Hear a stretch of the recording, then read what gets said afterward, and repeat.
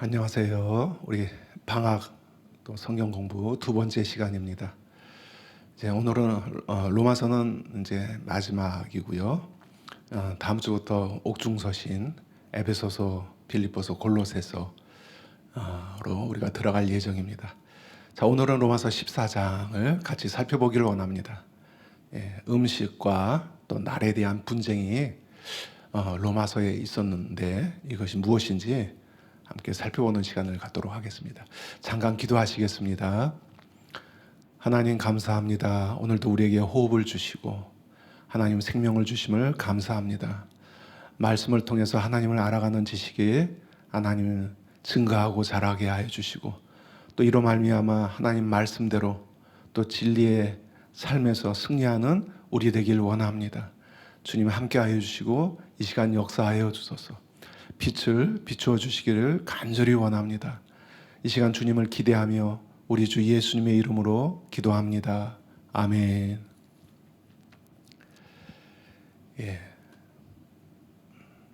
오늘 말씀은 제 음식에 대한 그런 분쟁이 로마 교회 안에 있었는데 우리가 음식에 대한 분쟁이 있다는 것을 알아도 이게 어느 그룹의 얘기인지 자세히 또 살펴보지 않으면은 또 알 수 없는 내용들입니다. 그래서 오늘 내용은 뭐 그렇게 어려운 건 아닌데 또 자세히 살펴보지 않으면 우리가 간과할 수 있는 그런 것들이 있습니다. 좀 쉽고 무난한 내용들이긴 한데 우리가 한번 같이 살펴보도록 하겠습니다.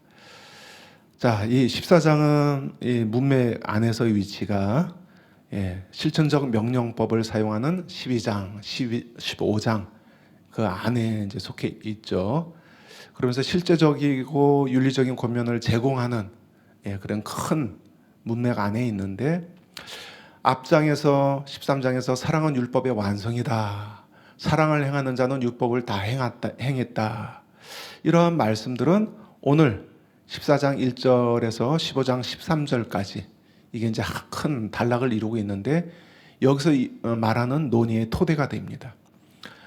두 그룹이 반목을 하고 다투고 있는데 사랑은 율법의 완성이다가 그 토대가 된다는 거죠. 이런 두 그룹의 상위성, 차이점 그리고 또 다른 신앙 견해로 인하여 다투는 그런 것들이 사랑으로 극복되어야 되고 또 사랑으로 서로 하나를 이루어야 된다라는 것을 14장에서 15장 13절까지 한 단락으로 끊어서 한 문맥으로 말하고 있습니다.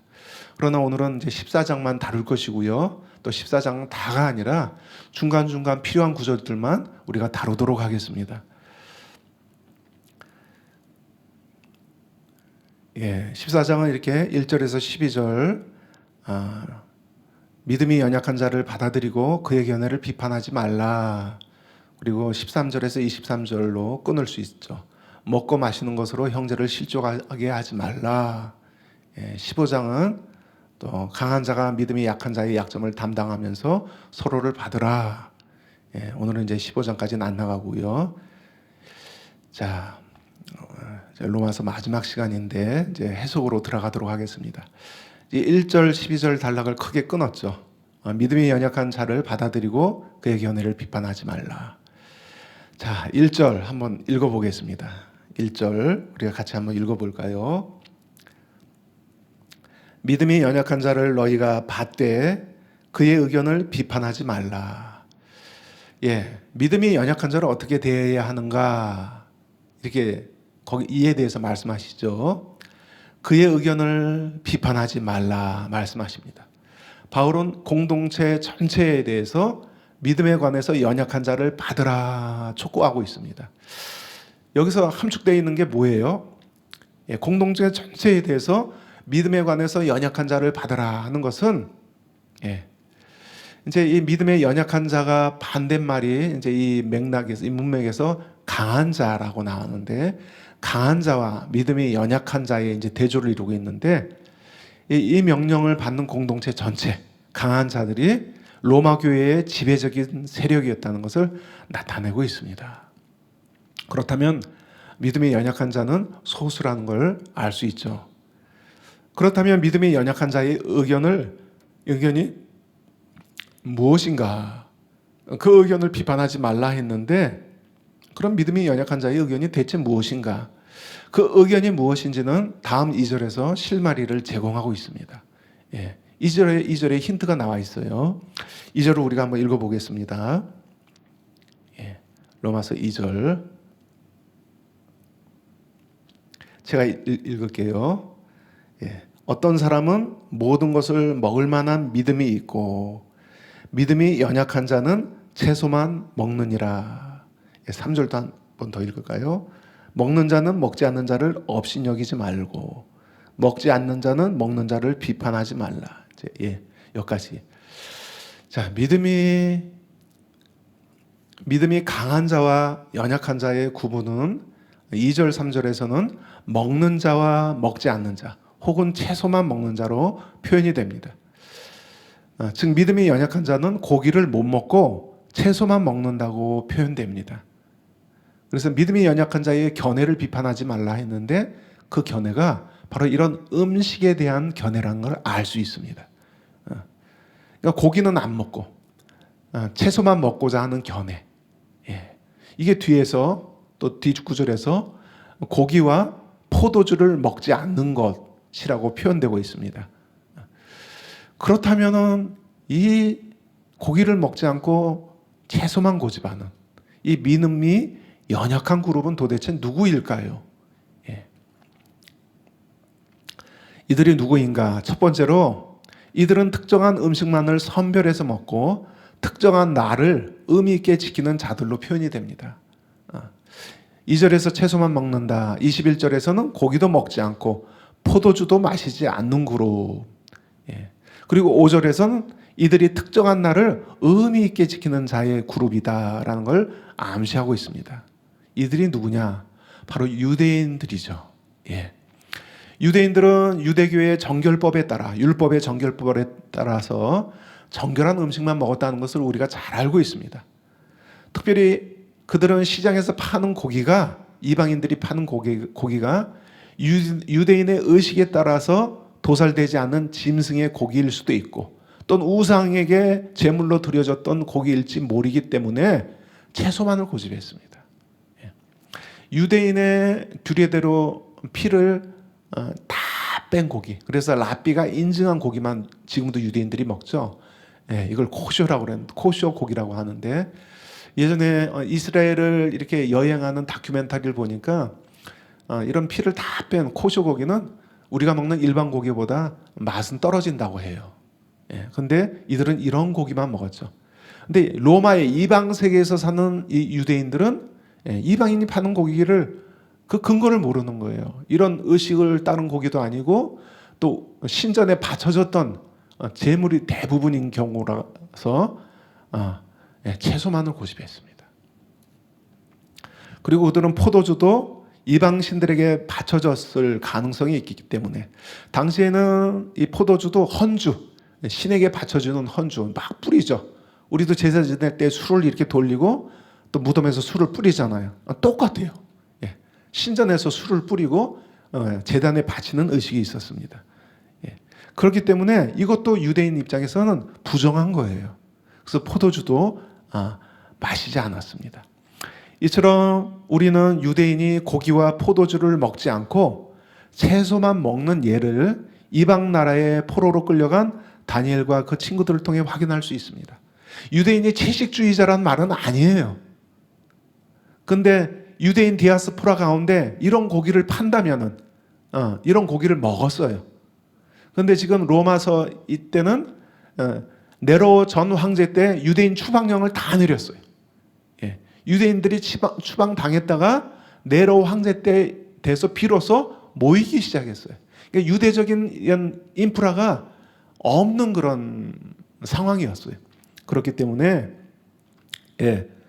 채소만을 먹을 수밖에 없는, 그리고 포도주를 안 먹을 수밖에 없는 그런 상황에 있었다는 거죠. 실제로 다니엘서 보면 다니엘도 이방 나라의 포로로 끌려가잖아요. 근데 채식만 해요. 고기를 먹지 않고 왕의 진미를 먹지 않고 포도주를 마시지 않습니다. 다니엘 1장 8절, 12절, 16절 볼까요? 제가 8절 읽겠습니다. 다니엘은 뜻을 정하여 왕의 음식과 그가 마시는 포도주로 자기를 더럽히지 아니하리라 하고, 유대인을 보면 유대인들은 포도주 마셔요. 그렇죠? 예수님도 포도주를 배가시키는 기적을 행하셨고, 구약에 보면 포도주에 대한 많은 언급들이 있죠. 그런데 이방 세계에서 신에게 바쳐진 헌주였기 때문에 안 먹는다는 거죠. 그래서 그가 마시는 포도주로 자기를 더럽히지 아니하리라 하고, 자기를 더럽히지 아니하도록 환관장에게 구하니, 12절에 청하오니 당신의 종들을 열흘 동안 시험하여 채식을 주어 먹게 하고 물을 주어 마시게 한 후에, 16절 그리하여 감독하는 자가 그들에게 지정된 음식과 마실 포도주를 제하고 채식을 주니라. 이처럼 유대인들은 이방인이 제공하는 고기, 코쇼 고기인지, 또 신전에서 사용된 것인지, 또 거기 바쳐졌던 포도주였는지 알지 못하기 때문에 고기와 포도주를 금했던 많은 사례들을 유대인 문헌들이 이렇게 보여주고 있습니다. 거기 가로 안에 유대인 문헌들이 있죠. 자, 그래서 이들이 고기를 먹지 않고 포도주를 마시지 않는 이들이 도대체 누구냐? 또 날과 절기를 성별해서 지키는 이들이 누구냐? 유대인이라는 거죠. 당시 로마 상황에서. 자, 두 번째, 14절에 속된 그런 표현이 나오고요. 20절에 반대말 깨끗한 그런 표현이 있습니다. 코이노스, 또 깨끗한 카타로스. 자, 이 용어들은 유대의 정결법을 암시하는 용어들이라는 거예요. 14절에서 속된이라고 번역된 용어는 유대교 안에서 의식상, 그러니까 부정한 음식을 나타내는 거의 전문 용어였어요. 이 속된 형용사 코이노스는 이 로마 문헌에서는 부정한 음식으로 결코 사용되지 않았습니다. 유대인들에게만 이게 부정한 음식으로 사용됐다는 거예요. 근데 로마서 안에서 이 속된이 그런 의미로 사용됐잖아요. 자, 이러한 단어들, 코이노스, 카타로스, 자, 이 단어들이 실제로 유대교적 배경을 드러내고 있다. 그러니까 정결법에 의한 부정한 또는 정결한 이 단어들을 표현하는 단어들로 사용되고 있다는 것이죠. 그리고 세 번째, 3번, 이 14장과 같이 연결된 문맥, 15장 7절 13절에 이게 아주 거의 확실한 근거죠. 이 같이 연결된 문맥인 14장과 연결된 문맥인 15장에서 7절에서 13절에서 유대인과 이방인 사이의 하나됨을 사도 바울이 강조하고 있습니다. 이것은 여기서 강한 자의 그룹과 연약한 자의 그룹이 무엇이다라는 것을 15절에 가서 드러낸다고 볼 수 있는 거예요. 15절 한번 읽어볼까요? 아니, 15장에 가서 15장 7절, 9절 초반절까지 한번 읽어보겠습니다. 자, 그러므로 그리스도께서 우리를 받아 하나님께 영광을 돌리심과 같이 너희도 서로 받으라. 이 받으라 하는 동사가 14장 1절에서 나왔어요. 14장 1절에서 믿음이 연약한 자를 너희가 받되, 같은 단어예요. 그러니까 같이 연결되어 있는 표현이에요. 또 3절에서도 나와 있죠. 이게 받으라. 이 동사가 여기서도 똑같이 사용되면서 평행을 이루고 있으면서, 자, 8절 서로 받으라 하는 거예요. 서로 두 그룹이 있는데 서로 싸우지 말고 서로를 수용하라 하는 거예요. 8절 내가 말하노니 그리스도께서 하나님의 진실하심을 위하여 할례의 추종자가 되셨으니 이는 조상들에게 주신 약속들을 견고하게 하시고, 한 그룹이 누구라는 거예요? 할례의 추종자가 되셨다. 그러니까 유대인을 위해 그렇게 되셨다는 거예요. 조상들에게 주신 약속을 지키시려고 그 신실하심, 의로우심을 드러내셨다. 근데 이게 유대인들이죠. 그럼 9절에서 또 다른 그룹을 또 말하고 있어요. 9절에 가서는 이방인들도 그 긍휼하심으로 말미암아 하나님께 영광을 돌리게 하려 하심이라. 여기서 두 그룹이 나오죠. 유대인과 이방인 신자들, 유대인 신자들과 이방인 신자들. 자, 그래서 믿음이 연약하다고 표현된 그룹은 주로 유대인 신자들로 형성된 그룹이라는 걸 알 수 있죠. 100% 유대인이다 그렇게 말할 수 없어요. 왜냐하면 그 당시에 회심 전에 이방인이었는데 유대교에 가입한 사람들이 있었어요. 이 사람들은 유대교의 규례를 따랐어요. 이들도 포함될 수 있기 때문에 100% 유대인이란 말할 수는 없지만은 주로 유대인이다. 유대인 그룹이다. 그러니까 쉽게 얘기해서 유대교 그룹이다.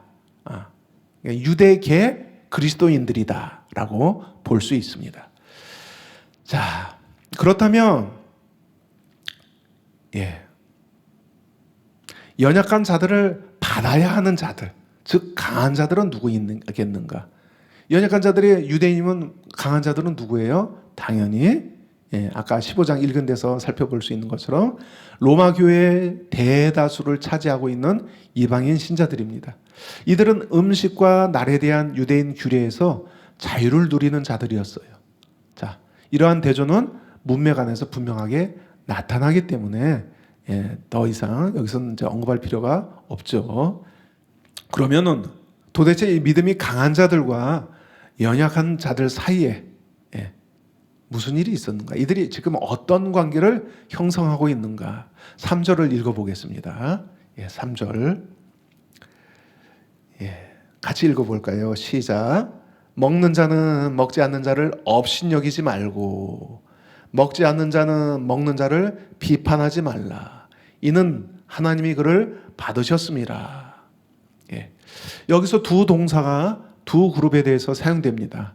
업신여기다 또는 비판하다. 모든 음식을 자유함으로 먹는 믿음이 강한 자들이 믿음이 강한 자들은 이 연약한 자들,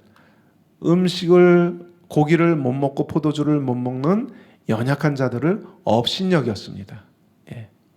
이 업신여기다 하는 동사는요, 경멸하다로 번역될 수 있습니다. 그런 의미를 가지고 있어요.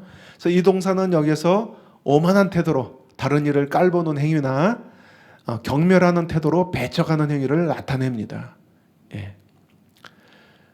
그리고 먹지 못하는 자들은, 먹지 않는 자들은 먹는 자들을 비판하지 말라. 크리노라는 동사가 사용되는데 이거는 정죄하다 또는 심판하다 그런 의미를 가지고 있습니다. 근데 이 14장에서 8번이나 반복해서 사용되고 있어요. 이것은 이 비판하는 그룹으로 인해서 이방인 신자들에게 경멸을 불러일으켰다라는 정황을 보여주고 있습니다.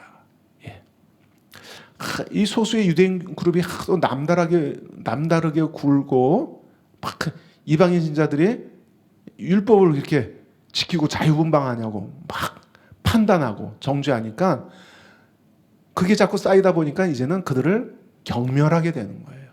업신여기게 되는 거예요. 이런 반복이 있었다는 거죠. 자, 오늘 내용들은 쉽죠. 자, 율법에 의해 선별된 음식만을 고집하는 유대인들을 이방인 신자들은 업신여기는 경향이 있었고요. 유대계 신자들이 유대계의 신자들이 예수님에 의해 성취되고 끝난 율법의 제도, 율법의 조항을 아직도 고집하고 있었기 때문입니다. 유대인 신자들은 이방인 신자들을 비판했습니다. 하나님의 신성한 율법, 구약을 무시하는 것처럼 느껴졌기 때문입니다. 이 당시 성경하면 뭐예요? 구약이에요. 구약. 근데 신약이 보편적으로 보급되기 이전이고 신약이 다 지금 완성되지 않은 때였어요. 이 당시 성경은 구약이에요. 근데 그런 구약을 무시하는 것처럼 느껴졌기 때문에, 그 율법을 무시하는 것처럼 느껴졌기 때문에 이방인 신자를 비판하는 그런 입장이 있었던 거죠. 이처럼 양 그룹 간의 분쟁과 반목이 있었습니다. 당시 이 가정교회 모임에는요, 식탁 교제가 포함되어 있었기 때문에 특히 음식으로 인한 분열을 피할 수 없는 그런 상황이었어요. 유대기 신자들과 이방인 신자들이 교회에 모여서, 예배 때 모여서 식탁 교제가 같이 이루어졌기 때문에 이게 피할 수 없는 장면이라는 거죠. 자, 바울은 이 3절 마지막 절에서, 3절 마지막 문장에서 업신여기거나 비판하지 말아야 하는 이유를 무엇이라고 설명합니까? 여러분 3절 보세요. 왜 업신여기거나 비판하지 말아야 합니까? 3절 마지막에서 그 이유를 설명하는데 왜 그렇죠? 맞습니다. 이 3절의 마지막 문장은 접속사 왜냐하면 가로로 이어져서 서로 업신여기거나 비판하지 말아야 되는 이유를 설명하고 있습니다. 그 이유는 뭐라고 설명돼요? 하나님이 그를 받으셨기 때문에 비판하지 말라는 거예요. 예. 받아들이셨다. 1절에서도 이미 등장한 바 있는 이 동사는 어떤 사람을 그 사회나 가정 또 친족들의 그룹에 받아들인다는 의미를 갖는 동사예요. 예. 자기가 속했던 어떤 사회적인 그룹 또는 어떤 가족으로서의 그룹으로 받아들인다는 의미를 갖고 있습니다. 예. 그러니까 여기서 받아들이다가 그런 의미가 있다는 거예요. 가족 공동체의 일원으로 받아들인다라는 것이죠. 예. 하나님이 그러한 자들을 받아들이셨기 때문에 비판하셔는 안 된다는 거예요. 이것을 바울은 4절에서 부연 설명합니다. 이 종과 하인의 관계로 부연 설명합니다. 4절을 읽어볼까요? 어떻게 부연 설명하는지. 자, 같이 읽겠습니다. 시작. 남의 하인을 비판하는 너는 누구냐? 그가 서 있는 것이나 넘어지는 것이 자기 주인에게 있음에 그가 세움을 받으리니 이는 그를 세우시는 권능이 주께 있음이라. 예. 여기서 비판하지 말아야 하는 것은 신자들이 한 주인 아래에 있는 하인의 신분이기 때문에 그렇습니다. 하인에 대한 판단과 처우에 관해서는 주인만이 주권을 갖고 있습니다. 그들에 대한 심판과 상급은 주인이 결정하는 것이지 다른 이들이 판단하는 것이 아닙니다. 4절에서 그 하인을 주인이신 하나님이 권능으로 세우신다 말씀하십니다. 그래서 우리는 다른 이에 대한 판결을 보류해야 돼요. 왜? 주인 대신 우리가 판단을 내리려고 하는 자세를 주의해야 합니다. 이게 이제 뒤에 10절, 12절에도 강력한 경고로 나와요. 예. 내가 어찌하여 내 형제를 비판하느냐? 어찌하여 내 형제를 업신여기느냐? 우리가 다 하나님의 심판대 앞에 서리라. 예. 끝날 우리 믿는 자들도 다 하나님의 심판대 앞에 선다는 거예요. 이게 뭐예요? 어찌하여 내 형제를 비판하느냐, 업신여기느냐, 판단하느냐, 정죄하느냐. 왜냐하면 또 접속사가 여기서 들어가는데 우리도 하나님의 심판대 앞에 서기 때문이다. 이 뭐예요? 판단하고 정죄하고 심판하는 것은 우리 주님께 있다. 그리고 내가 판단하는 것에 대해서 우리가 하나님 앞에서 해명을 할 것이다. 마지막 날에 형제에 대해서 함부로 판단한 것에 대해서도 심판대 앞에서 해명할 날이 반드시 올 것이다 라고 경고하고 있는 거예요. 이러한 경고는 우리가 쉽게 무시할 수 없는 강력한 경고입니다. 자, 14장에서는 이 먹는 문제 말고요, 음식에 대한 문제 말고 또 하나의 쟁점이 언급되고 있습니다. 그것이 무엇인가? 5절, 6절에 나옵니다. 5절, 6절 우리가 같이 읽겠습니다. 시작.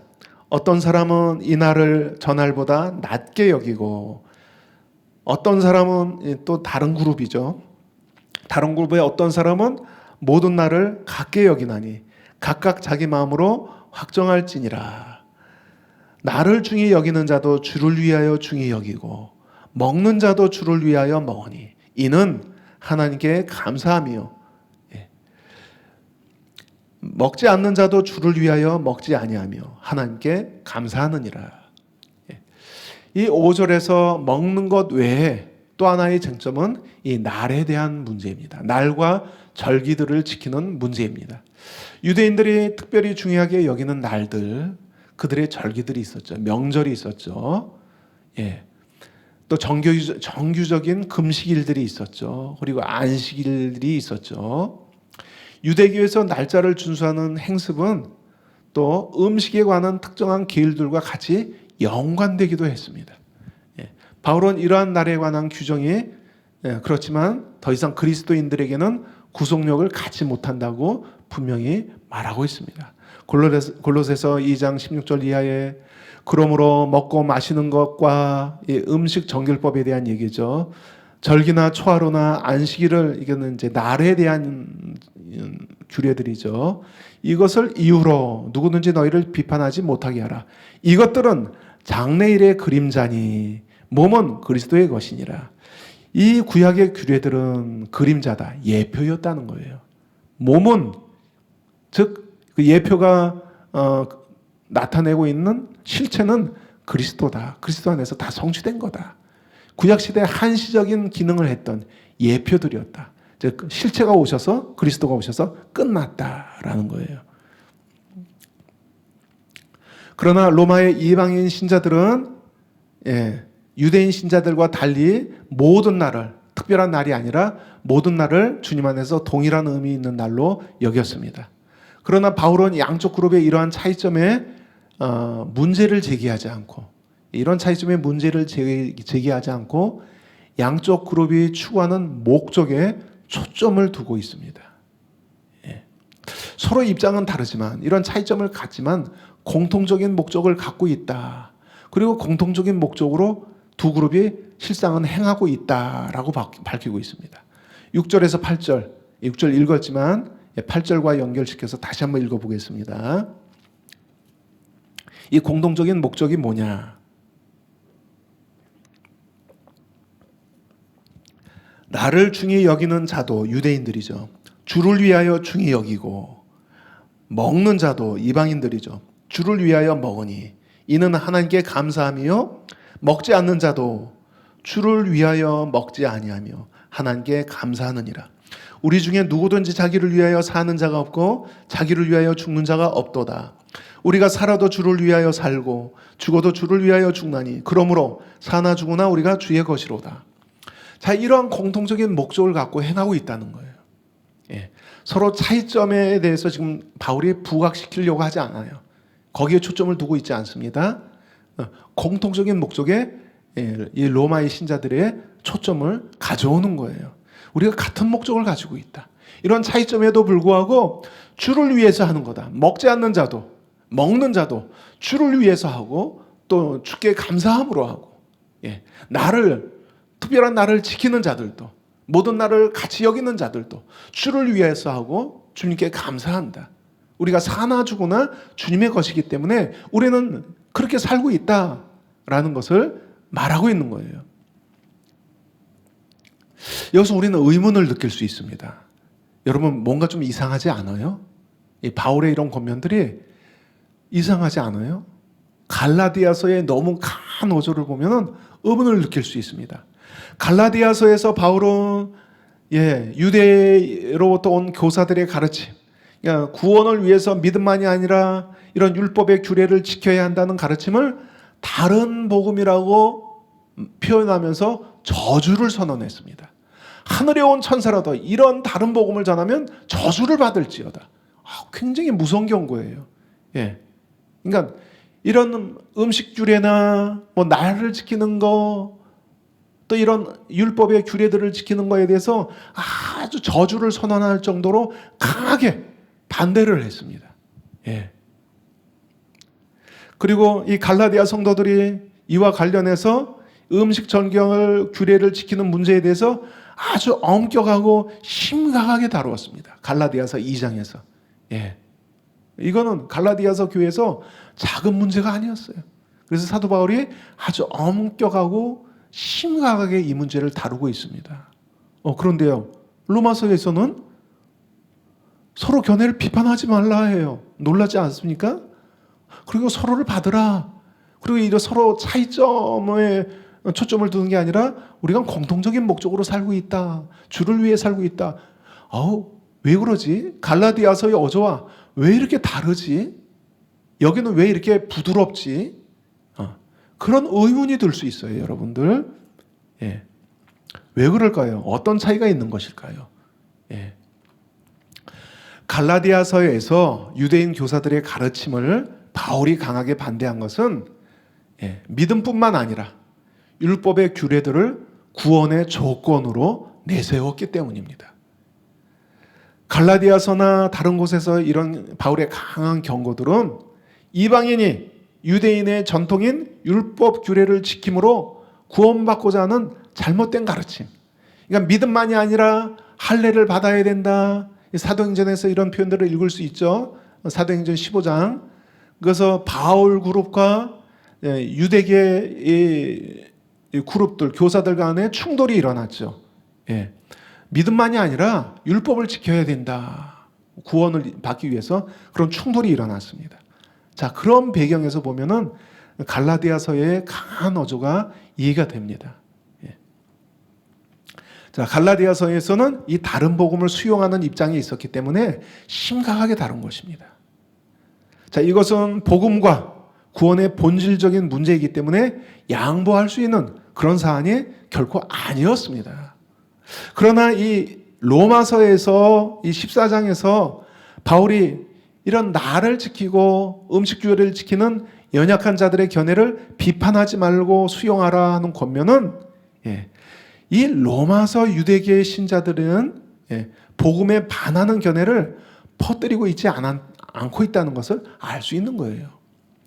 이것은 그들을 구원받는 데는 율법의 준수가 필요하다고 믿는 유대인으로 볼 수 없게 만듭니다. 따라서 여기에서 유대인 신자들이 음식 절기법이나 날과 절기를 지키는 것은 구원의 조건이 아니라 유대인 전통과 풍습으로서 그리고 율법에 충실하고자 하는 신앙 덕목으로서 생각했을 것입니다. 그렇기 때문에 갈라디아서와는 상황이 다른 거예요. 그리고 이들은 유대인이었죠. 자, 이러한 점에 대해 이한수 교수는 다음과 같이 설명합니다. 바울은 종말론적인 전망에서 보면 옛 언약 시대를 특징짓던 종교적 관습들은 새 언약 백성들에게 더 이상 구속력을 지니지 못한다. 그는 유대인들이 자신들의 종교적 배경에 따라 조상들의 유전을 지키는 관습에 대해서는 그것이 구원의 조건으로 주장되지 않는 한 관용적인 태도를 취한다. 여러 곳에서 그런 정황이 있어요. 그런 관습들은 새 언약 백성이 실천하는 성도의 교제를, 연합을 가로막는 요소가 될 수 없다. 이와 반대로 바울은 그것을 구원의 조건으로 내세우는 다른 복음을 유포하는 거짓 형제들이나 거짓 교사들을 그리스도인들의 교제에 받아들이지 말라고 경고한다. 물론 바울은 특정한 날을 삼가 지키는 자들을 비판하지 않고 그들의 종교적 관습이 상대적 의미를 지닐 수 있다는 점을 인정하기는 하지만 사도행전 여러 곳에서 그는 그런 종교적 계율들이 더 이상 새롭게 재정의된 하나님의 백성을 규정하는 요소들이 되지 못한다고 확신했다. 구원의 조건이 아닌 이상 상대적인 허용이 있었지만은 바울의 입장은 뭐라는 거예요? 그것은 더 이상 새 언약 백성에게 유효하지 않다라는 입장을 확신하고 있었다는 것을 말하고 있는 것입니다. 그래서 이 14장을 읽어보면요, 특별히 14절이나 20절을 읽어보면은 우리가 다 지금 읽지는 않겠지만 사도 바울이 이 강한 자의 입장을 지지한다는 것을 보여줘요. 강한 자, 연약한 자가 아니라 사도 바울의 견해는 강한 자의 입장과 똑같다라는 것을 14절, 20절에서 보여주고 있어요. 그렇지만 연약한 자를 받으라는 거예요.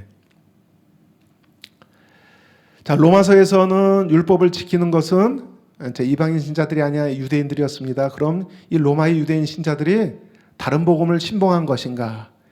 그렇게 했다면 바울은 갈라디아서처럼 심각하게 다루었겠죠. 당시 진실한 유대인 신자들은 옛 언약과 율법의 전통에서 살다가 그리스도를 메시아로 믿고 받아들인 자들입니다. 그렇다고 해서 유대 사회에서 하루아침에 이 전통적인 신앙 양식을 버리고 이방인들처럼 살 수 없었습니다. 시간이 필요하고 과정이 필요한 것이죠. 이것을 잘 보여주는 사례가 사도행전에서 베드로가 요바에서 환상을 보는 사건입니다. 여러분 다 잘 아시죠? 이방인들에게 복음을 전할 수 있다는 걸 베드로는 이해하지 못했어요. 그것을 깨닫는 과정이 필요했습니다.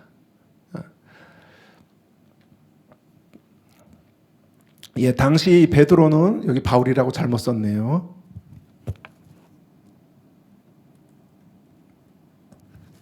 예수님의 제자였고 공생의 기간에 같이 생활했고 배웠습니다. 그리고 부활을 목격하고 복음을 전하는 사도였습니다. 예수님의 복음을 전하는 사도였어요.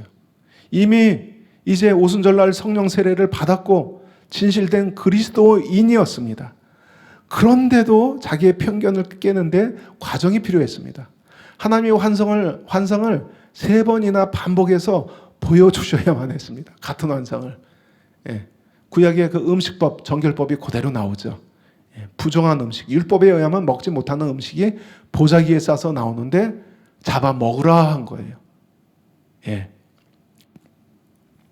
3번이나 반복해서 보여주셔야만 했습니다. 그리고 그 순간에 또 고넬료가 보낸 사람이 띵동 하고 똑똑똑 하고 그 순간에 딱 하는 이런 사인들도 보여주셔야만 했어요. 예. 사도 베드로도 예수님께 배우고 복음을 전하는 사도 베드로도 그랬다는 거예요. 그리고 지금 로마의 유대계 신자들은 이 베드로와 같은 세대 사람들이에요. 이 시간차가 얼마 나지 않아요. 예. 우리는 그걸 기억해야 됩니다. 이방인인 로마의 백부장 고넬료가 천사의 명에 의해서 베드로를 초청하는데 베드로가 환상을 본 거죠. 이 환상은 이방인의 집에 갈 수 있고 교제를 할 수 있도록 하나님이 준비시키는 작업이었습니다. 이런 과정이 없으면 결코 이방인의 집에 갈 수 없었고 식탁에 참여하는 교제도 없었을 것입니다. 왜냐하면 그것은 유대인들에게 율법을 어기는 것이기 때문에. 이처럼 베드로는 진실한 그리스도인이었고 구원받은 복음을 전하는 사도였지만 유대인으로서 신앙 양식을 갖고 있었고 유대인의 전통 가운데 살고 있었습니다. 이것은 베드로만이 아니라 당시 유대인 그리스도인들의 전형적인 모습이었습니다. 사도행전 한번 볼까요? 이것을 이해하는 데 도움이 될 것 같아서 사도행전 21장 18절에서 25절 좀 길지만은 제가 한번 빠르게 읽겠습니다. 여러분 한번 무슨 의미인가 살펴보세요. 그 이튿날 바울이 우리와 함께 야고보에게 들어가니 이제 바울 일행이 예루살렘으로 온 거예요. 예루살렘 교회에 방문한 거예요. 그래서 우리와 함께 야고보에 들어가니 장로들도 다 있더라. 바울이 무난하고 하나님이 자기 사역으로 말미암아 이방 가운데서 하신 일을 낱낱이 말하니 그들이 듣고 하나님께 영광을 돌리고 바울더러 이르되 형제여 그대도 보는 바에 유대인 중에 믿는 자가 수만 명이 있으니 그 예루살렘 유대인 중에 수만 명이 그리스도를 믿는 유대계 신자들이 되었다는 거죠. 수만 명이 있으니 다 율법의 열성을 가진 자라. 이게 유대인들의 전형적인 모습이었어요. 유대인 신자들의, 그리스도인들의 다 율법의 열성을 가진 자라. 21절 내가 이방에 있는 모든 유대인을 가르치되, 이방인을 가르치는 걸 말하는 게 아니라 유대인들을 가르치는 걸 말하는 거예요. 유대인을 가르치되 모세를 배반하고 아들들에게 할례를 행하지 말고 또 관습을 지키지 말라 한다 함을 그들이 들었도다. 그러면 어찌할꼬? 그들이 필연 그대가 온 것을 들으리니 우리가 말하는 이대로 하라. 서원한 4사람이 우리에게 있으니 그들을 데리고 함께 결례를 행하고 그들을 위하여 비용을 내어 머리를 깎게 하라. 그러면 모든 사람이 그대에 대하여 들은 것이 사실이 아니고 그대도 율법을 지켜 행하는 줄로 알 것이라. 25절 주를 믿는 이방인에게는 우리가 우상의 제물과 피와 목매어 죽인 것과 음행을 피한 것을 결의하고 편지하였느니라. 그러니까 이방인들에게는 이런 율법의 규례를 강요하지 않는다는 거예요. 그냥 다만 우상의 제물, 피, 목매어 죽인 것, 음행 이것만 조건으로 교인들이 지켜야 될 조건으로 제시했다는 거예요. 이방인들에게는. 그러나 이 유대인 그리스도인들에게는 그렇지 않다. 그래서 그것이 아니라는 것을 네가 보여줘야 한다. 예루살렘 사도들이 지금 바울에게 제의하는 거예요. 그래서 네가 결례를 따라 행하라. 그것을 보고 이 유대계 그리스도인들이 바울이 율법을 무시한다는 말이 거짓이었구나라는 것을 깨달을 수 있다는 말이에요. 자, 이게 이제 유대계 그리스도인들의 전형적인 모습이었다는 거죠. 당시. 자, 이게 이제 이 사도 바울이 이제 전도 여행을 마치고 예루살렘에 방문했을 때 이제 있었던 일인데, 로마서를 기록한 시간과 멀지 않습니다. 그래서 우리가 이처럼 유대인 신자들의 모습이 어떠했는지 알 수 있는 거예요. 우리 한국의 신자들도 복음을 통해 회심했어도 설날을 지키고 우리 전통 가운데 살아가는 것처럼 유대인들에게도 절기를 지키는 것과 율법이 명하는 것은 이 신앙뿐만 아니라 그들의 문화였고 풍습이었고 삶이었습니다. 이것은 바울이 유대인을 전도할 때 율법을 준수하는 유대인의 모습이 되고 이방인을 전도할 때 그들의 모습에 맞춰 복음을 전하는 그런 배경이기도 합니다. 그런데 갈라디아서 2장에서 바울이 베드로를 공개적으로 책망하는 사건이 등장하죠. 베드로가 이방인과 함께 식탁에 참여하고 이방인과 그 음식 정결법과 상관없이 이방인 식탁을 먹고 있는데 예루살렘에서 엄격한 유대인 신자들이 방문하자 베드로는 그들을 두려워해서 그 자리를 피해버립니다. 왜요? 유대인은 정한 음식과 부정한 음식의 율법의 규례를 따라서 먹는데 이 이방인 신자의 식탁은 그런 구분이 없었기 때문이에요. 이걸 보고 베드로의 이러한 모습을 보고 바울이 분노합니다. 그리고 공개적으로 책망해요. 왜 바울이 좀 인격적이라면은 개인적으로 지도자인데 그래도 베드로가 지도자인데 뒷자리로 몰래 불어서 그러면 아니 되십니다라고 했을 텐데 인격이 부족한가? 왜 공개적으로 책망하지? 왜냐면은 이건 복음의 본질에 관한 문제이기 때문에 다른 문제라면 뒷자리에 가만히 불러서 우리가 충고하고 고면할 수 있지만 이방인 신자들이 그 자리에 있었고 자칫 오해할 수 있기 때문에 구원론에 관련된 본질적인 문제이기 때문에 공개적으로 다룰 수밖에 없었다는 거예요. 자, 이러한 맥락에서 바울이 부정한 것은 율법의 행위였고 바울이 강조한 것은 바로 믿음이었습니다. 여기서 율법의 행위라는 말이 갈라디아서에서 처음 등장합니다. 이 사건을 배경으로, 그러니까 음식 규례를, 음식 정결법을 배경으로 해서 율법의 행위라는 말이 처음 등장합니다. 율법의 행위가 아니라 믿음으로 우리는 의롭다 하심을 받는다. 자, 이런 배경에서 나온다는 거죠. 자, 로마 교회에서 소수였던 유대인 신자들의 믿음뿐 아니라 율법으로 구원받는 신앙을 신봉한 것이 아니었습니다. 그랬다면 바울은 갈라디아서에처럼 반응했을 것이죠. 믿음으로 구원받는 것을 아는데, 믿음으로 구원받는다는 것은 아는데, 지식적으로 아는데 베드로가 그 믿음의 영역을 넓히는데 시간이 필요했던 것처럼 유대인 신자들도 그러한 시작과 과정이 필요한 것입니다. 지금 유대인들은 옛 언약에서 새 언약으로 넘어가는 과도기적인 상황에 있었어요. 그래서 시간과 과정이 필요한 거예요. 바울은 이러한 면에서 로마의 유대인 신자들에게 믿음의 확신이 아직 연약하다고 보았습니다. 그래서 유대인 신자들을 뭐라고 표현해요? 믿음이 연약한 자라고 표현합니다. 여기서 믿음은 그리스도에 대한 신뢰를 의미하는 믿음이 아니에요. 그리스도를 믿는 그 믿음을 말하고 있는 게 아니에요. 유대인 신자들은 분명히 믿기 힘든 유대교의 상황에서 그리스도를 믿는 자들이에요. 이건 작은 믿음이 아니에요. 그래서 여기서 믿음이 연약하다는 말은 그런 뜻이 아닙니다. 그리스도에 대한 신뢰를 의미하는 것이 아니라 그리스도 안에서 얻게 된 자유에 대한 확신이 아직 연약하다는 의미입니다. 그래서 바울은 이 연약한 자, 이 표현을 고린도전서에서 또 음식으로 인한 문제가 불거지는데 거기서 똑같은 방식으로 사용합니다. 그 용어들을 복음은 믿지만 그럼에도 그리스도를 따르는 자들에게 허용된 어떤 행동이 실제로 허용될 수 있다고 확신하지 못하는 그런 신자들에게 묘사하고 있습니다. 고린도전서는 그 음식 문제로 또 두 그룹이 다투고 있었는데 로마서와는 상황이 다릅니다.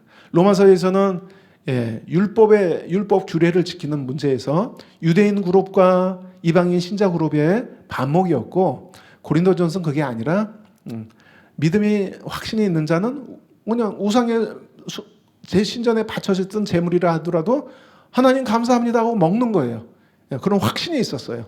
근데 거기서도 똑같은 연약한 자라는 표현을 쓰죠. 연약한 자들은 시험에 들었어요. 그런 모습을 보고. 그래서 사도 바울이 연약한 자랑 있을 땐 먹지 마라. 형제가 실족하기 때문에. 거기서도 연약한 자를 그런 의미로 썼습니다. 자, 고린도전서 8장 7절 11절 우리가 읽지는 않겠습니다. 읽지는 않겠습니다. 제가 설명을 했기 때문에. 자, 먹는 것과 날들에 대한 바울의 입장은 강한 자들, 즉 이방인 신자들의 입장에서 있었습니다. 그리고 이 견해를 지지했습니다. 즉 새언약 백성에게 더 이상 이러한 규례들은 유효하지 않다는 입장입니다. 그러나 강한 자들이 이러한 유대의 신자들을 비판하고 업신여기기보다 서로 수용하고 연합하기를 촉구하고 있습니다. 왜요? 유대인 신자들, 이들은 믿음이 아직 연약하기 때문에. 연약하기 때문에. 자, 다음 단락 13절에서 23절 단락으로 넘어가겠습니다. 우리가 이제 이런 배경을 모르고 먹는 자들은 먹지 않는 자들을 업신여기지 말고 먹지 않는 자들은 먹는 자들을 비판하지 말라. 우리가 평소 로마서 읽을 때 좀 난해했었죠. 이게 뭐야? 누구를 얘기하는 거야? 근데 이제 우리가 살펴보면서 또 분명히 이해됐으리라고 확신을 합니다. 자, 14절에 의하면 속됨과 속되지 않음의 기준이 무엇인가? 그러니까 부정함과 부정치 않음의 기준이 무엇인가? 14절 우리가 읽겠습니다. 시작. 내가 주 예수 안에서 알고 확신하노니 무엇이든지 스스로 속된 것이 없으되 다만 속되게 여기는 그 사람에게는 속되니라. 여기서 속됨과 속되지 않음의 기준이 뭐예요? 그 사람 자체예요. 그 사람의 신앙적인 견해가 그 기준입니다. 여기서 속되게 여긴다는 것은 부정하게 여긴다는 거죠. 음식 정결법에 따라서. 음식 자체는 부정한 것이 아니지만 그것을 부정하게 여기는 자에게는 그렇게 여겨진다는 의미입니다. 사도 바울은 유대인 입장에 있지 않았습니다. 유대인들은 음식 자체가 부정한 것이 있고 정결한 것이 있다고 봤어요. 율법에 따라. 근데 사도 바울은 뭐예요? 음식은 속되지 않다. 이 이방인 신자들의 견해에 서 있어요. 그리고 본인이 그렇게 가르쳤어요. 여기서 사도 바울의 견해가 무엇인지 잘 드러나요. 다만 그것을 속되게 여기는 자들에게는 속된 것이다. 그렇게 이제 설명하고 있는 거예요. 자, 그러면 이런 먹는 문제로 강한 자들에게 이제 하는 권면이죠. 먹는 문제로 다른 형제를 근심하게 하면 이게 어떤 잘못을 범하는 것인가? 15절에서 말하고 있죠. 15절을 읽겠습니다. 만일 음식으로 말미암아 내 형제가 근심하게 되면 이는 네가 사랑으로 행하지 아니함이라. 그리스도께서 대신하여 죽으신 형제를 내 음식으로 망하게 하지 말라. 이건 굉장히 강한 어조의 경고예요. 망하게 하지 말라. 음식으로 형제를 실족하게 할 수 있다는 거예요. 그리스도께서 이 형제를 위해서 피를 흘리셨는데 그렇게 얻은 형제인데 네가 그 음식 때문에 망하게 할 수 있다라는 거예요.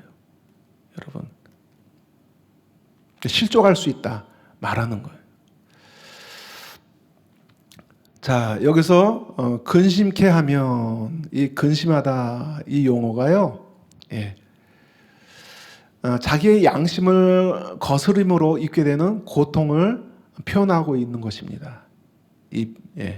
양심의 고통, 근심하다, 다른 말로 슬퍼하다, 고통스러워하다, 아파하다 그렇게 번역할 수 있어요. 양심의 고통을 의미하는 것입니다. 왜요? 양심에 거리 끼는데 그 분위기, 압력에 의해서 먹게 된다면은, 그리고 자꾸 그걸 눈으로 목격하게 된다면은 그 양심이 상하는 거죠. 고통스럽게 되는 거죠. 이 때문에 형제를 슬프게 하고 아프게 하는 신자들에게 바울은 뭐라고 평가합니까? 네가 사랑으로 행하지 아니함이다. 앞장 13장에서 사랑은 율법의 완성이다. 매우 강조했는데 사랑을 행하는 자는 율법을 다 지켰다. 매우 강조했는데 여기서 뭐라고 말해요? 네가 사랑으로 행하지 아니함이다. 주님 앞에서 내 견해가 성경적으로 올바르고 정당하고 해서 내가 지금 성경적인 올바른 입장에 있다고 해서 다 인정받는 것은 아니라는 사실을 아는 것이 너무나도 중요한 거예요. 너무나도 중요한 겁니다. 나는 성경적으로 자유해. 내 입장은 성경적인 것이야. 이걸로 다 되는 게 아니라는 거예요. 우리가 사랑으로 행하지 않으면 우리에게 유익이 없다고 말씀합니다. 고린도전서 13장 사랑장에서 우리에게 엄청난 믿음이 있고 산으로 옮길 믿음이 있고 은사가 있고 몸을 불살하게 내줄지라도 사랑이 없으면 아무 유익이 없다. 울리는 꽹과리와 같다.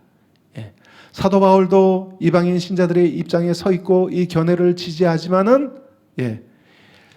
그리고 이 견해를 이방인 신자들에게 가르쳐 왔지만 그러나 바울은 유대인 신자들의 연약한 것을 사랑으로 품어주어야 한다고 요구하고 있습니다.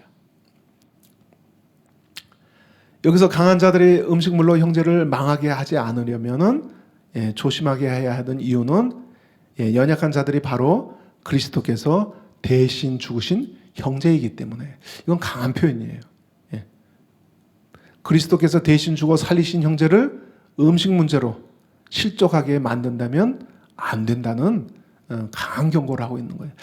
우리가 보세요. 앞에서 로마서 9장에서 또 그 이후 11장인가요? 내가 내 동포 유대인들이 구원을 얻을 수 있다면 생명책에서 내 이름이 지워져도 원하는 바로다.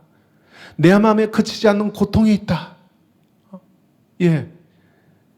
유대인들이 원래 언약 백성인데 이 복음을 받아들이는 걸 못하고 내 이름이 생명책에 지워질 정도로 고통스러워하고 내 안에 그치지 않는 고통이 있다라고 고백했는데 그런 유대인들 가운데 어렵사리 구원을 얻은 소수의 유대계 그리스도인들인데 실족해 하면 사도 바울이 얼마나 마음이 아프겠습니까? 그렇죠? 그리스도께서 대신 죽으신 형제다. 근데 이런 음식 문제로 이 성경적이고 정당하다고 해서 이들을 실족하면은 너희가 안 되는 것이다. 너희가 가진 그 성경적인 자유로 형제를 망하게 하는 것이다. 실족하게 하는 것이다.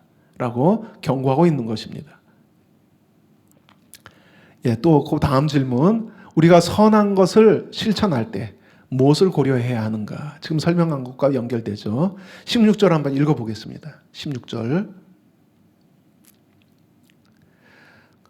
그러므로 너희의 선한 것이 비방을 받지 않게 하라. 방금 다룬 15절과 연결되어 있는 거죠. 로마의 이방인 신자들이 음식 규례에 매이지 않고 자유하다고 해서 또 이것이 성경적이라고 해서 그 자유를 가지고 아직 연약한 유대인 신자를 시험에 들게 한다면 그것은 사랑으로 행한 것이 아니라고 경고합니다. 내 기준으로 행하는 것이 성경적이고 올바르고 선하다고 해서 연약한 자들이 소화할 수 없는 것을 강요한다면 그 강요가 연약한 자들을 실족하게 만든다면 우리의 그 고집스러운 선은 비방을 받을 것입니다. 그래서 너희의 선한 것이 비방을 받지 않게 하라는 거예요. 그게 선한 것이라는 건 인정해요. 근데 그게 참 아이러니한 표현인데요. 그게 악이 될 수 있다는 거예요. 아무리 올바라도 사랑이 없을 때 그것이 악이 될 수 있다는 거예요. 그래서 너희의 선한 것이 비방을 받지 않게 하라. 이것을 아는 것은요, 우리가 성숙에 이르는 지혜를 얻는 것이에요. 우리의 자유가 이기적이고 독선적이 되어서는 주님의 기쁨이 될 수 없습니다. 우리가 사나 죽으나 주님을 위해 살고 죽어야 하기 때문에 그렇습니다. 옳고 그름을 따지는 것이 필요할 때가 있습니다. 그러나 그것도 사랑이 기반이 되어야 주님이 인정해 주신 것이 될 수 있습니다. 여러분.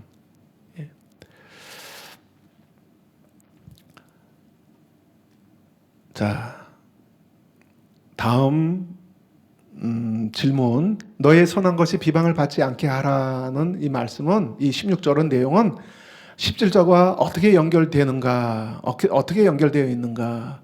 16절, 17절을 다시 한번 읽어보겠습니다. 17절은 안 읽었죠? 16절은 읽었는데 17절 유명한 말씀이죠. 근데 이런 배경에서 17절이 나왔다는 걸 우리가 알고 있으면 더 정확하게 17절을 이해할 수 있겠죠. 16절, 17절 같이 시작. 그러므로 너희의 선한 것이 비방을 받지 않게 하라. 17절. 하나님의 나라는 먹는 것과 마시는 것이 아니에요. 오직 성령 안에 있는 의와 평강과 희락이라. 하나님의 나라는 이 17절은 접속사 왜냐하면으로 시작합니다. 한국어 성경에는 없지만 이게 무슨 말이에요? 16절의 이유를 설명하는 거예요. 16절의 이유를 설명하는 구절이 바로 이 17절이라는 거예요. 너의 선한 것이 비방을 받지 않게 하라. 왜냐하면 하나님 나라는 먹는 것과 마시는 것이 아니요 오직 성령 안에 있는 의와 평강과 희락이기 때문이다 라는 거예요. 즉 음식 규례를 폐하는 것이 옳다고 여겨서 본인이 선하다고 판단하는 것을 가지고 약한 자들을 시험에 들게 함으로써 비방을 받지 말라. 왜냐하면 그러한 먹고 마시는 음식 규례가 하나님 나라의 본질이 아니기 때문이다 라고 말하는 거예요.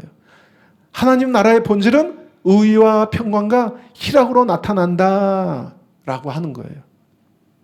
다시 말해서 하나님 나라의 본질은 서로 관계 안에서 이루는 의, 여기는 법정적인 의가 아니라 단순히 서로 관계를 세우는 의예요. 문맥 안에서 서로 관계를 위해서 올바르게 행하는 것. 서로 관계 안에서 의를 이루고 또 여기서 평안은 그냥 개인 신자의 내적인 평안을 의미하는 게 아니라 두 구절 후에 이게 화평이란 말로 또 번역되어 있는데 같은 단어예요. 이 공동체 가운데 이 반목을 일으키는 게 아니라 평화를 이루는 거예요. 하나를 이루는 걸 그 화평을 말합니다. 에이레네. 의를 이루고 서로 화평을 이루고 이렇게 화평을 이루면 뭐예요? 희락이 있어요. 공동체 가운데. 기쁨이 충만합니다. 이게 하나님 나라의 본질이라는 거예요. 이 공동체가 성령 안에서 성령의 하나 되게 하심을 너희가 힘써 지키라 하는 말씀처럼 성령 안에서 공동체가 의를 이루고 서로 화평을 이루고 희락에 가득하게 되는 것, 이게 하나님 나라의 본질이다라는 거예요. 하나님의 통치하심이 가시적인 표현이다라는 거예요. 다음 질문 20절, 21절에서 여기서 악한 것과 아름다운 것은 각각 무엇인가? 두 악한 것과 아름다운 것이 선한 것이 대조를 이루고 있는데 20절, 21절 읽어보겠습니다. 이제 거의 끝났죠. 자, 시작. 음식으로 말미암아 하나님의 사업을 무너지게 하지 말라. 만물이 다 깨끗하되 거리낌으로 먹는 사람에게는 악한 것이라. 고기도 먹지 아니하고 포도주도 마시지 아니하고 무엇이든지 내 영절이 거리끼게 하는 일을 아니함이 아름다우니라. 여기서 20절에 악한 카콘, 21절에 선한 칼론이 대조를 이루고 있습니다.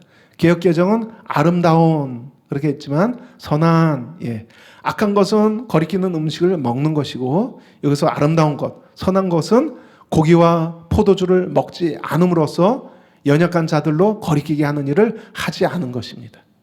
무슨 뜻인지 분명히 이해가 되시죠? 그럼 22절과 23절은 각각 누구에게 해당되는 것인가? 이제 이어서 22절, 23절 주어지는데, 자, 한번 읽어보겠습니다. 22절, 23절 시작. 내게 있는 22절은 누구에게 해당되는 말이고 23절은 누구에게 해당되는 말인가 잘 보세요. 22절 내게 있는 믿음을 하나님 앞에서 스스로 가지고 있으라. 자기가 옳다 하는 바로 자기를 정죄하지 아니하는 자는 복이 있도다. 23절 의심하고 먹는 자는 정죄되었나니 이는 믿음을 따라 하지 아니하였기 때문이라. 믿음을 따라 하지 아니하는 것은 다 죄니라. 22절은 강한 자에게 해당하는 내용입니다. 그리고 24절은 여기 본문에는 없지만 헬라어 그러나로 시작합니다. 그래서 22절과 반대 그룹에 해당하는 내용이라는 걸 알 수 있습니다. 의심하고 먹는 자. 유대인 그룹 입장에서 말하는 거예요. 자, 23절은 연약한 자에게 해당하는 내용입니다. 먼저 22절의 말씀처럼 믿음이 강한 자가 먹는 것은 오히려 칭찬을 받습니다. 자기가 옳다 하는 바로 자기를 정죄하지 아니하는 자는 복이 있도다. 바울은 이러한 믿음을 하나님 앞에서 스스로 가지고 있으라고 권면합니다. 바울이 스스로 가지고 있으라 말할 때 그 믿음을 갈무리하고 있으라는 거예요. 그 믿음은 옳다는 거예요. 자기가 옳다함을 행하는 것으로 책잡히지 않는 그 믿음이 복이 있다고 지금 말하는 거예요. 그 믿음 자체는 칭찬해 주는 거예요. 그가 강한 자가 근데 스스로 가지고 있으라고 말할 때 어떤 함축적인 의미가 있느냐? 그는 강한 자가 자신의 집이라는 사적인 공간에서 또는 다른 강한 자들과는 얼마든지 자유롭게 고기를 먹고 포도주를 마실 수 있다는 것을 의미하며, 그러나 강한 자는 교회의 공적인 식사를 할 때는 약한 자를 근심하게 하는 음식을 먹거나 마셔서는 안 된다는 것을 암시하고 함축하고 있는 표현입니다. 스스로 가지고 있으라. 예. 그래, 너 혼자 그 믿음이 옳다, 복이 있다. 근데 그걸 가지고 있으라. 스스로 가지고 있으라. 근데 공적인 자리에서는 연약한 자들에게 강요하지 말라는 거예요. 공적인 자리에서는 먹지 마, 포도주 마시지 마. 왜? 내 형제를 실족하게 할 수 있기 때문에. 그 말입니다. 반대로 바울은 어디에서도 약한 자가 음식을 먹지 않음으로써 하나님으로부터 복을 받았다고 말하지 않습니다. 예, 그렇죠. 전자의 경우는 복이 있다, 이러한 자는 복이 있다 말해요. 근데 음식을 먹지 않는 자에게는 복이 있다 말하지 않습니다. 왜? 바울은 그 견해를 지지하지 않기 때문에. 예. 이런 특권은 오직 강한 자에게만 속한 것이라는 걸 알 수 있습니다. 그러나 23절에 의심하고 먹는 자는 연약한 자로서 유대인 신자의 입장에서 말씀합니다. 이 구절은 강한 자가 음식으로 어떻게 형제를 실족시킬 수 있는지 구체적으로 설명하는 내용들입니다. 15절에 그리스도께서 대신하여 죽으신 형제를 내 음식으로 망하게 하지 말라는 말씀처럼 어떻게 멸망하고 실족하고 있는지를 이 구절이 보여줍니다. 그러니까 이들이 이 강한 자들의 비판과 압력에 의해서 고기나 포도주를 마지 못하게 먹되 의심하고 먹으면은 정죄된다는 거예요. 즉 이방인 신자들의 업신여김과 또 그들이 자유롭게 음식 섭취를 강요하는 분위기에서 도대체 왜 그래? 하면서 그런 분위기에서 연약한 유대인 신자가 양심의 거리낌을 가지고 그 음식을 먹게 된다면 자신이 죄를 짓고 자신이 죄를 범한다고 여기게 된다는 거예요. 그러니까 양심이 더럽혀지는 거예요. 자기 양심을 배반하게 되는 거예요. 이건 믿음을 따라 행한 것이 아니기 때문에 죄니라 표현합니다. 이건 믿음의 확신에서 자유한 자처럼 믿음의 소신에서 나오는 행위가 아니라 신앙 양심을 자기가 가진 신앙 양심을 배반하는 거기 때문에 죄를 범하게 되는 거예요. 이거 이 하나님의 뜻이 아닌데 라고 알면서 범하는 거. 그거는 죄예요. 이 사람 마음 가운데서. 실제로 죄를 범하게 되는 거예요. 예. 그래서 믿음에 따라 행한 것이 아니면 죄다라고 표현합니다. 14절에 다만 속되게 여기는 그 사람에게는 속되니라. 즉 양심으로는 부정한 것을 여기는 것을 먹었기 때문입니다. 이건 믿음에 따라 행한 것이 아니죠. 결국 믿음이 아닌 의심으로 행함으로써 양심이 오염되고 더럽혀지고 죄를 범하게 되는 것입니다. 자, 아직 이만한 믿음이 없는 자에게 강요하고 실족하게 만드는 것은 사랑이 아니라고 말씀하십니다. 이런 이유로 그리스도께서 대신 죽으신 형제를 내가 음식으로 망하게 하지 말라고 강력하게 경고하고 있는 것입니다. 예, 이제 말씀을 맺겠습니다. 로마 교회는 이방인 신자들과 유대인 신자들의 서로 다름 때문에 반목을 경험하고 있었고 서로 다른 신앙적인 배경과 전통이 이러한 차이를 야기시켰습니다. 주님이 원하시는 자세는 사랑으로 서로를 받아들이는 거예요. 이런 차이점을 넘어서 서로를 받아들이는 거예요. 강한 자는 또 연약한 자를 사랑으로 배려하는 것입니다. 우리가 이와 같지 않지만 앞으로 통일이 된다면 비슷한 상황을 경험할 수 있습니다. 공산주의 체제, 무신론적 체제, 북한 동포들과 우리 동포들과 우리는 너무 많은 문화적 배경을 갖고 있어요. 그런 비슷한 상황을 경험하고 있어요. 한 교회를 이루게 될 때. 그럼 강한 자에게 요구되는 것이 뭐예요? 먼저 믿는 자에게 요구되는 게 뭐예요? 사랑으로 배려해서 차이점을 극복하는 거예요. 분명히 이런 문제들이 통일이 된다면 분명히 발생할 것입니다. 그렇죠? 달라요. 서로 살아온 배경이 달라요. 또는 이슬람 문화권에서 같은 그룹을 형성할 때 똑같은 문제가 발생할 것입니다. 이 이슬람 문화권에서 유대인처럼 피를 뺀 고기를 먹습니다. 그렇죠? 피를 뺀 고기를 먹고 그들도 금식일을 지킵니다. 어떤 날을 지켜요. 그리고 여인은 히잡을 쓰고 다니는 문화에서 같은 선교사님들이나 또 일부 이방의 그리스도인들이 그들과 한 그룹을 이루는 과정에서 우리는 자유해, 다 필요 없어. 그래서 피를 빼지 않는 고기를 먹거나 그들이 그 많은 돼지고기를 눈앞에서 먹는다면, 그리고 믿는 자매가 히잡을 벗어 던지고 짧은 치마를 입고 가슴골을 드러내면서 나는 그리스도 안에서 자유해 한다면은 복음의 문은 닫혀지게 될 것이고, 그들 가운데 있던 소수 그리스도인들마저 실족할 것입니다. 그렇죠, 여러분? 고기를, 피를 다 빼먹는 그런 전통 가운데, 그들 앞에서 미디엄도 아니고 레어로 피가 뚝뚝 떨어지는 것을 베어물으면서 육즙이 끝내줘야 한다면은 실족한다는 거죠. 그거는 도움이 안 된다는 거죠. 그래서 이런 상황은 오늘날에도 우리가 경험할 수 있는 상황이라는 거죠. 그래서 적용점을 찾을 수 있습니다. 성경이 말씀하는 진정한 성숙이 무엇입니까? 진리를 올바로 깨닫고 이에 확신을 가지고 행하는 것은 바울의 말처럼 복된 것입니다. 귀한 것입니다. 그러나 자신이 가진 진리의 확신과 올바름이 아직 연약한 자들에게 비판이나 업신여기는 태도로 강요될 때, 그것은 피로 사신 형제를 실족하게 하는 것이고, 그런 것이라고 바울은 경고하고 있습니다. 따라서 진리에 대한 확신과 올바른 선은 사랑으로 세워져야만 합니다. 이게 진짜 성숙한 신앙이에요. 성숙하거나 강한 자들도 한때 어리거나 연약할 때가 있었습니다. 우리는 이것을 기억해야 돼요. 따라서 연약한 자들을 기다려 줄 수 있어야 하는 것입니다.